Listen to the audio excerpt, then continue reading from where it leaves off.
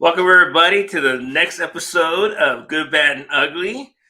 We have a great guest for you today. We have Jordan Hirschfeld. Woo! How you doing today, Jordan? I'm doing great. How are you doing, Jose? Great. So I like to always start off like giving my guests a chance to tell a little bit about themselves, tell them about how they got into real estate. So how would you tell us about yourself? Yeah, my name is Jordan Hirschfeld. I live in Bailey, Colorado, which is a little mountain town in Colorado, tucked up away from Denver. I've got three kiddos, so I take care of them full time while I'm also active with the real estate. And I joined Sub Two. Sub Two is a real estate community that focuses on, creative real estate. I joined Sub 2 about a little over 2 years ago. October 22nd was my 2 year anniversary. Um, and I actually kind of joined in an interesting way. I didn't find out that I was joining Sub 2 until the day of.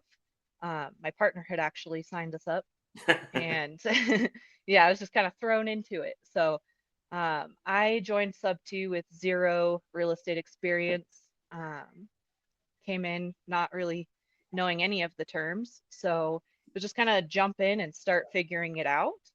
Um, so started kind of with the course material, like a lot of people do. Um, and then from there, it was just figuring out what it was that I wanted to focus on. Um, and I had no idea because there were so many options, so many avenues to explore. I had a lot of people around me saying, you'd make a great transaction coordinator. And I was like, what's a transaction coordinator? So started digging into that, and learning about um, all it is that we do. And that's kind of where my path in real estate really started, I'd say. The transaction coordination, sorry, the transaction coordination path. Um, this was previous to the top tier transaction coordinator community being launched.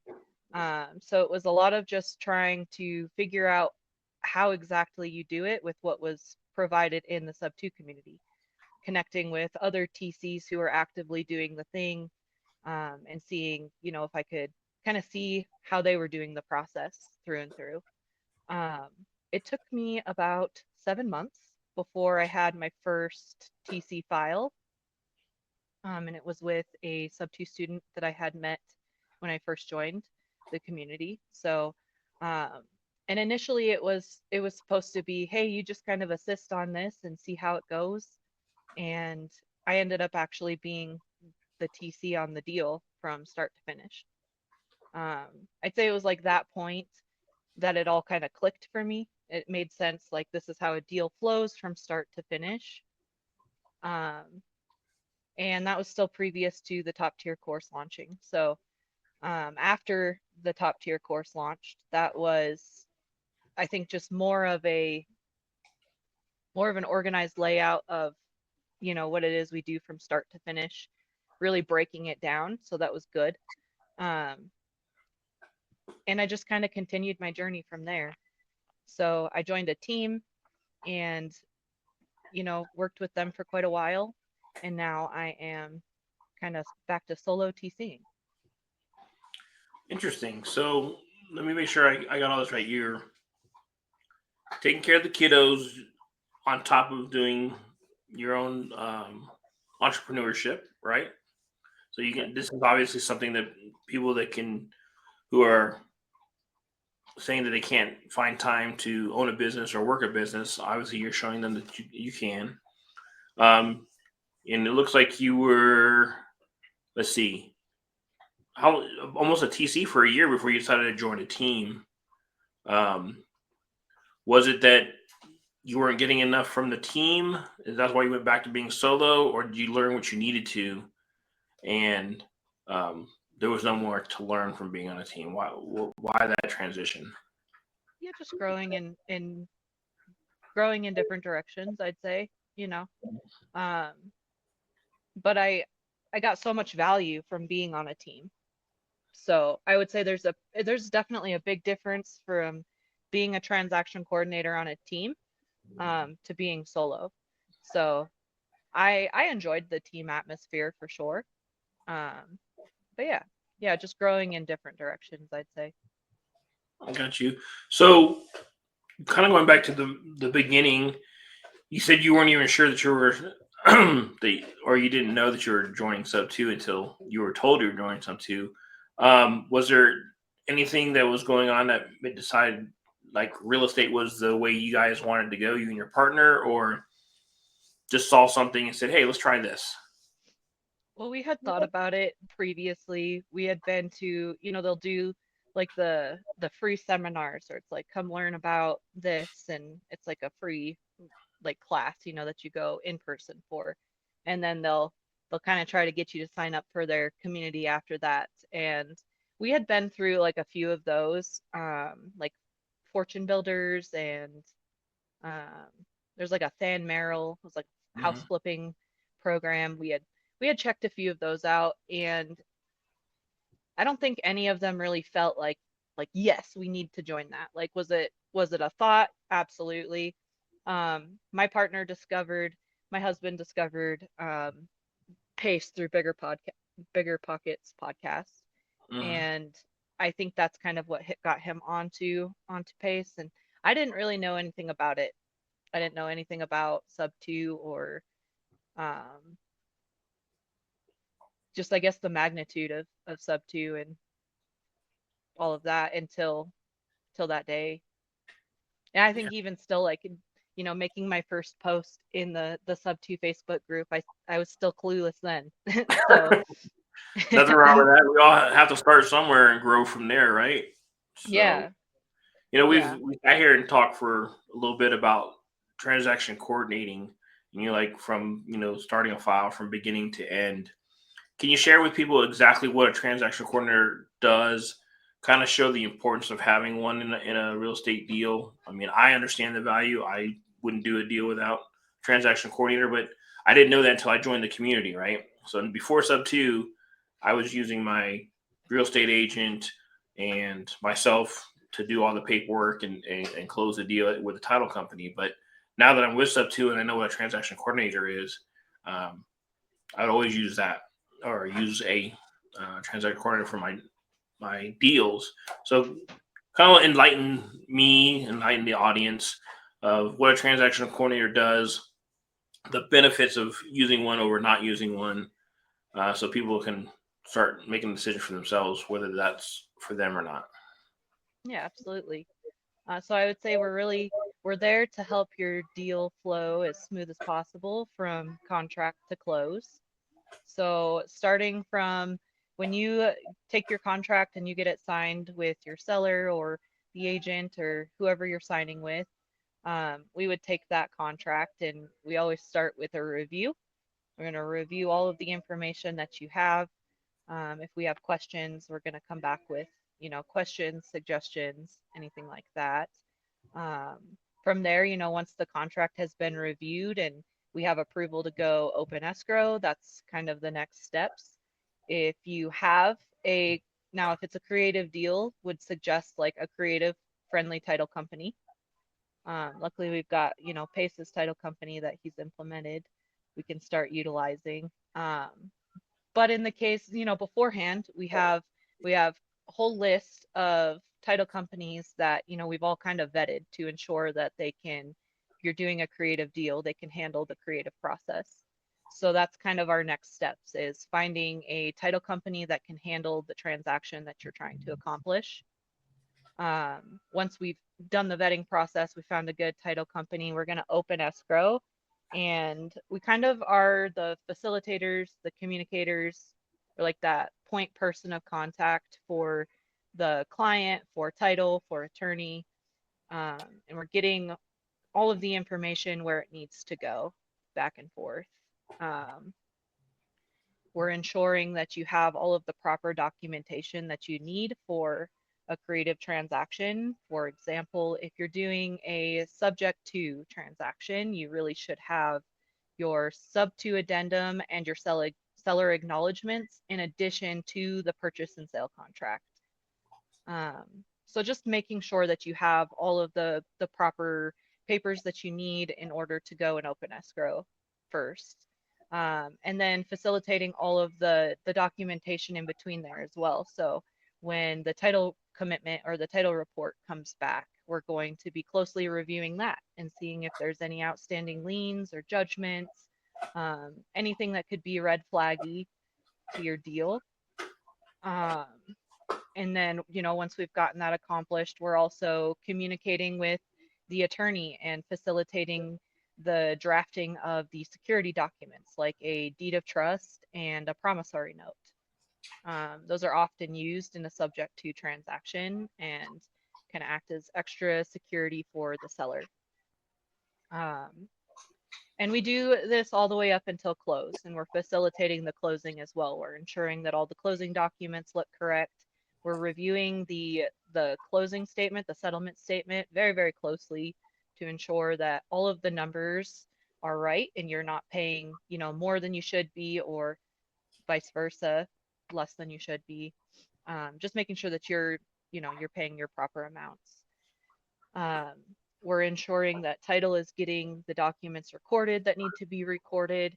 And then we can even help with post-close services. So anything that has to do with like the insurance, we can help you get that set up if you're utilizing servicing, which is a company that essentially facilitates the loan payments for you on your behalf. It's a third-party company that handles paying the mortgage.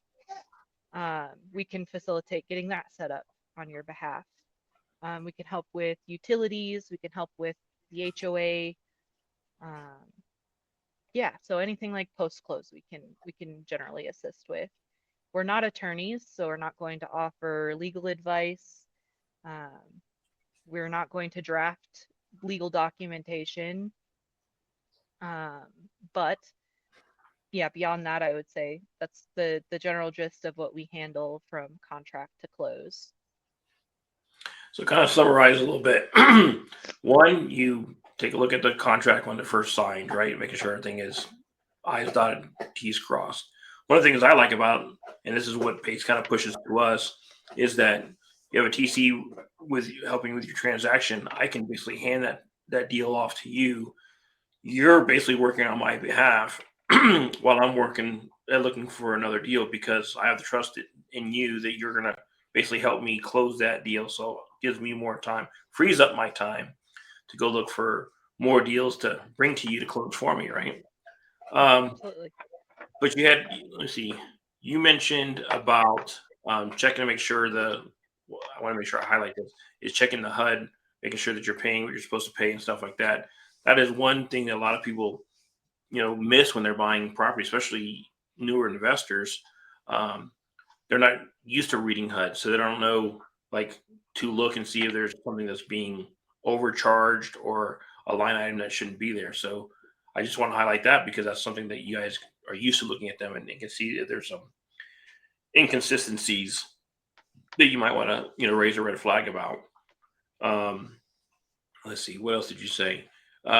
Interacting with the title company and the attorney, and just let me make sure that I highlight to everybody that although we're highlighting subject to or maybe even a seller finance deal, TCs can work your conventional DSCR loans, VA loan, whatever. But right now, since there's not a lot of people that are familiar with sub two or seller financing, that's where your expertise comes in because you're familiar with those type of packages or deals.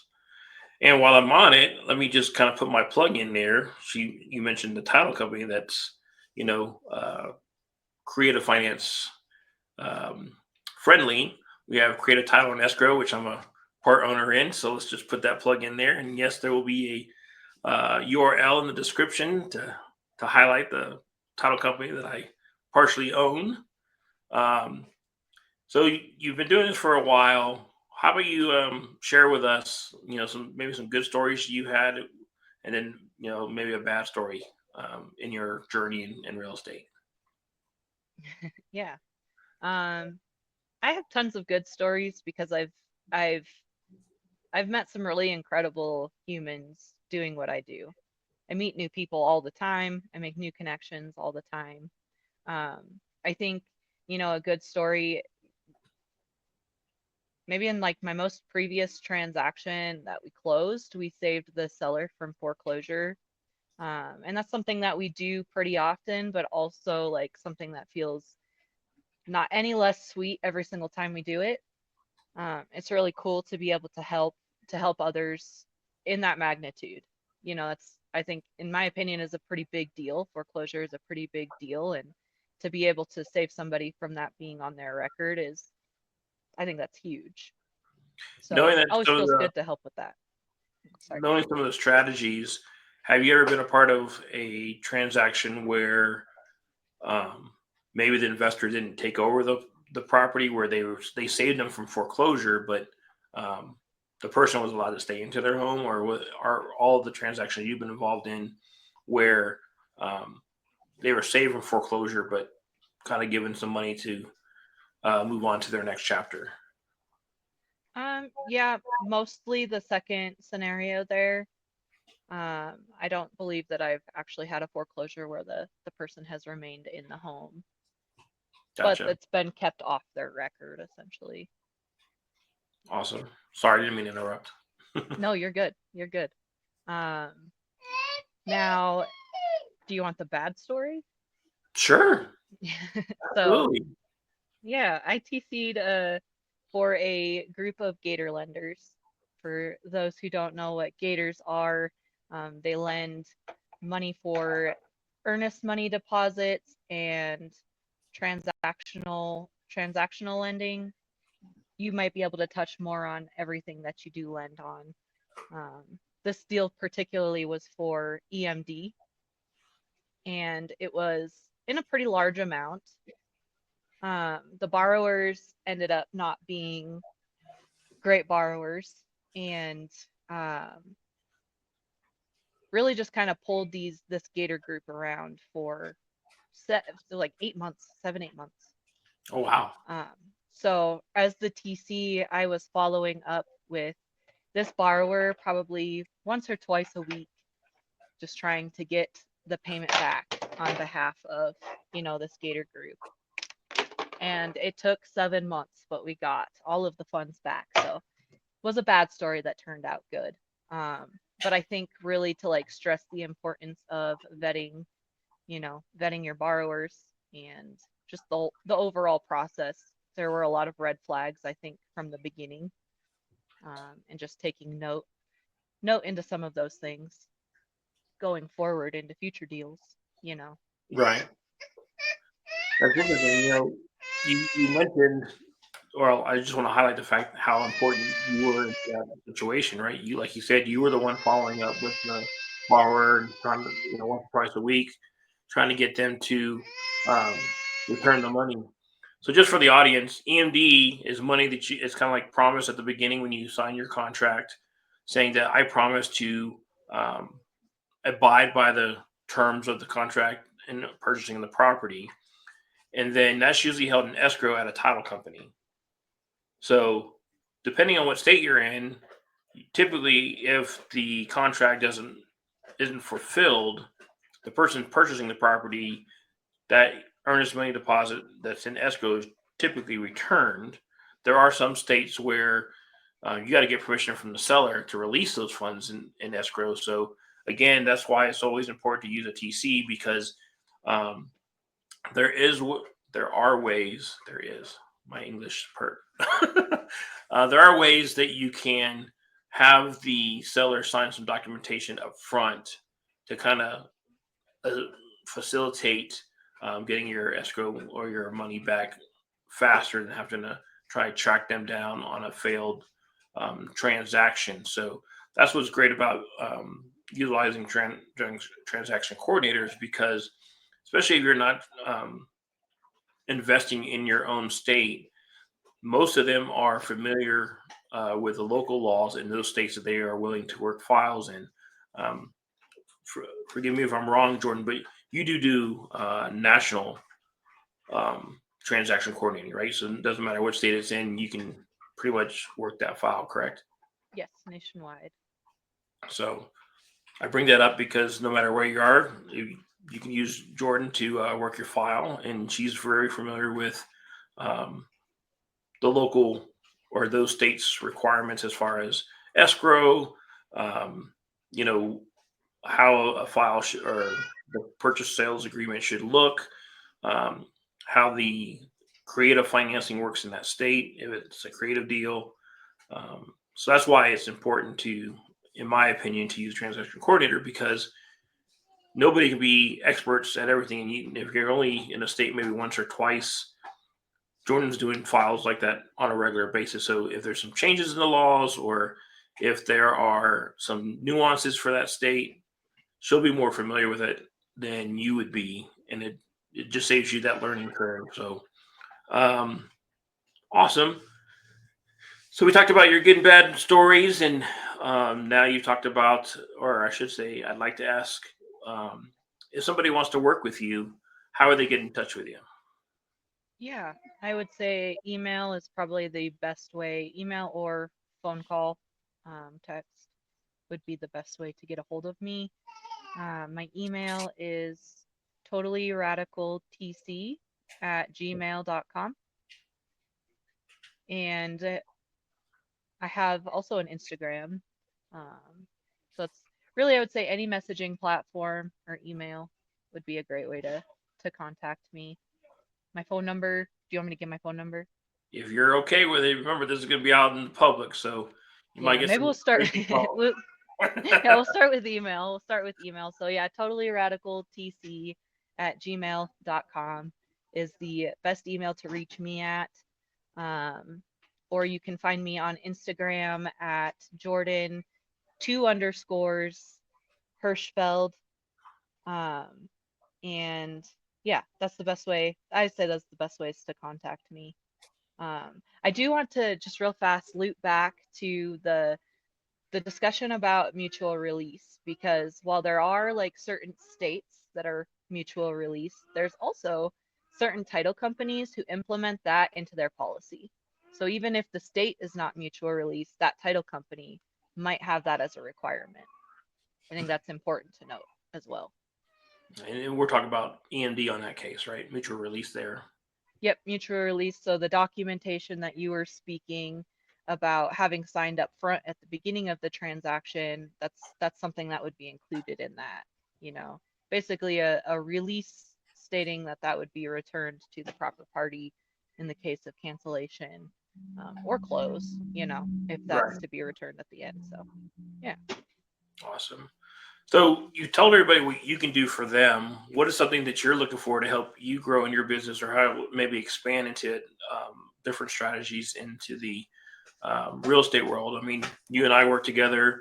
We just got done, or I shouldn't say got done because we're still kind of in the middle of it. Our No One Left Behind challenge, Yes. and the TC for that for our team. But if somebody wanted to say, hey, I like you, let's JV or team up, or what are some of the things that you're looking for that somebody may want to partner with you?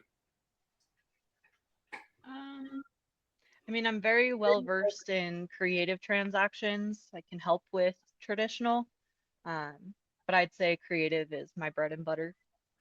Um, I am also a notary, so I can help with Colorado notary. Um, and I guess one thing that I'm looking for is just um, I'm working on also social media, and branding myself. So um, would love if you could follow me on socials, and we'll give you a follow back. So supporting each other on that level. And then, of course, if you need a TC, if you need a transaction coordinator, would love to be your gal. So, Awesome. Well, I appreciate you coming on, Jordan. We've been trying to do this for a few weeks now, and I appreciate everything that you do. Like I said, you're on our team, and hopefully we'll be closing some deals soon with all the phone calls that we're making through the challenge. Um, Thank you for explaining what a transaction coordinator is for those that may not know.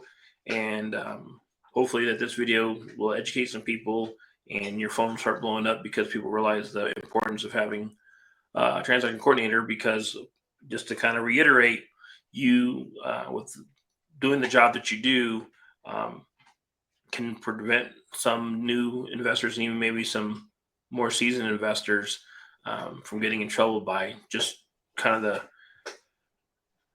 what's the word I'm looking for? The scrutiny that you put through the contracts that are being processed through your I say your office, let's say. But thank you so much for making the time for me. Thank you for coming on. And if you want to get in hold of Jordan, her contact information will be in the description. So look at the description. And as they always say in the YouTube world, click the subscribe button, click the like button, watch this video from the beginning to end so that works for that algorithm. And we'll see you in the next episode. Thanks, Jordan. Bye, everybody. Thank you.